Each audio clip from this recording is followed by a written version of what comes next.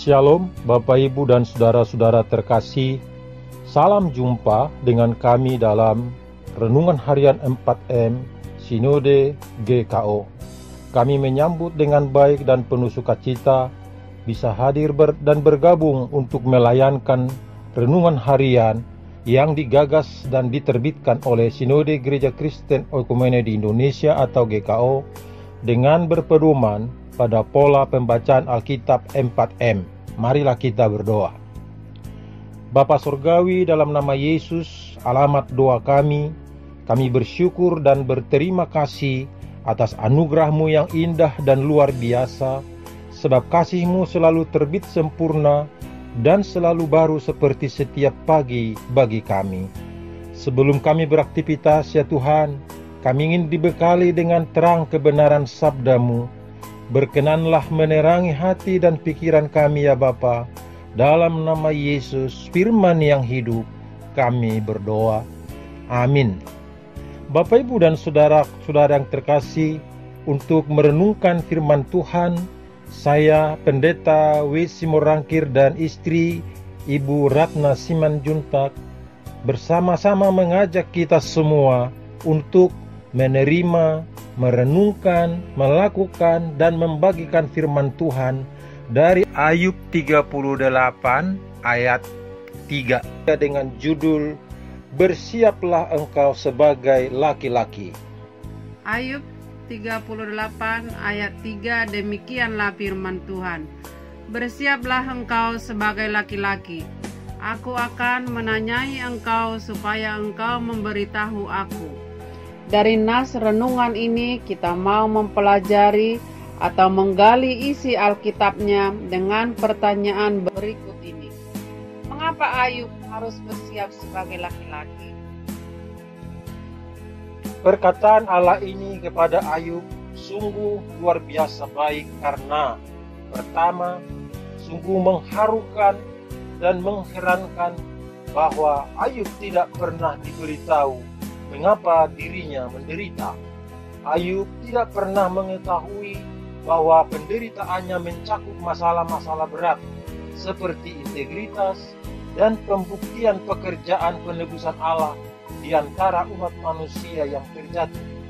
Diamnya Allah mengenai hal ini menunjukkan bahwa alasan penderitaan Ayub bukanlah soal terpenting dalam kasus ini.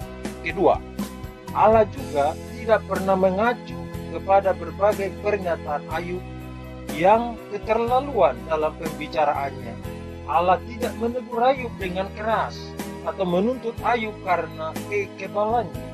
Allah memahami dan bersimpati dengan penderitaan Ayub serta menimbang kata-kata dan perasaan Ayub dengan belas kasihan. Ketiga, laki-laki yang dimaksud di ayat ini bukanlah laki-laki secara umum, tetapi laki-laki yang perkasa dan kuat, yang bertanggung jawab dengan semua yang dia ucapkan atau dilakukan.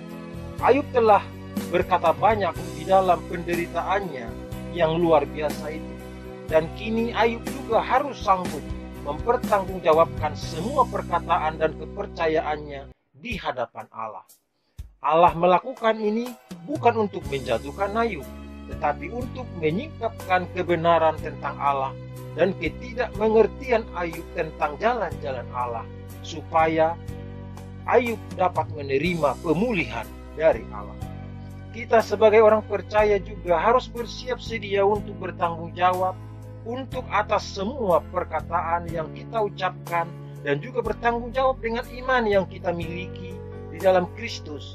Karena itu kita harus berhati-hati dengan setiap perkataan yang kita ucapkan, dan juga kita harus benar-benar memahami iman kita di dalam Kristus untuk dapat memberi pertanggungjawaban kepada semua orang.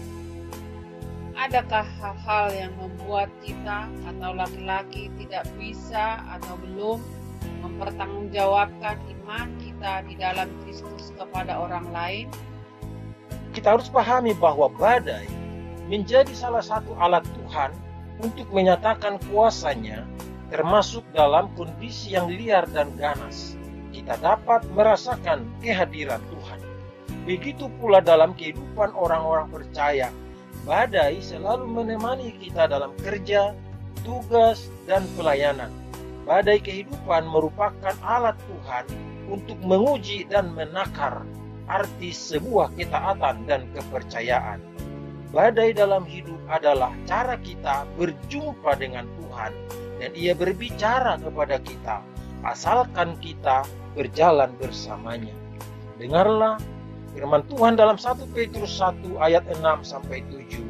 Bergembiralah akan hal itu, sekalipun sekarang ini kamu seketika harus berduka cita oleh berbagai-bagai pencobaan.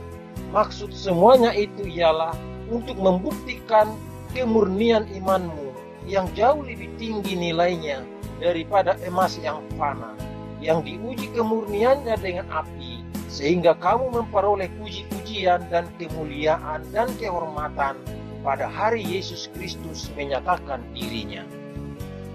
Bagaimana caranya supaya kita dapat siap untuk mempertanggungjawabkan iman kita setiap saat?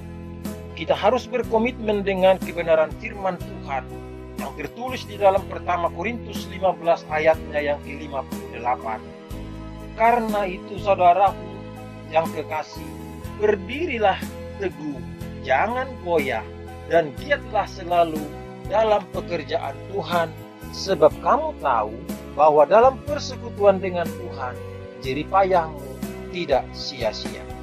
Kata kunci untuk renungan kita ialah badai kehidupan akan membuktikan kekuatan sauh kita. Marilah kita berdoa. Tuhan Allah yang Maha Kuasa, Bapa kami di dalam Yesus Kristus dan Roh Kudus penolong, bersama saudara-saudara yang mengambil bagian dalam renungan harian 4M, kami bersyukur dan berterima kasih karena kami tahu dan kami tak perlu takut dan gemetar, apalagi kabur melarikan diri terhadap badai kehidupan di sekitar kami. Sebab Tuhan ada dan selalu hadir dalam badai apapun, termasuk dalam badai pandemi virus corona COVID-19 varian Delta saat ini. Tolonglah kami untuk tetap tenang, karena kami pasti aman dan nyaman di dalam kuasa-Mu. Amin.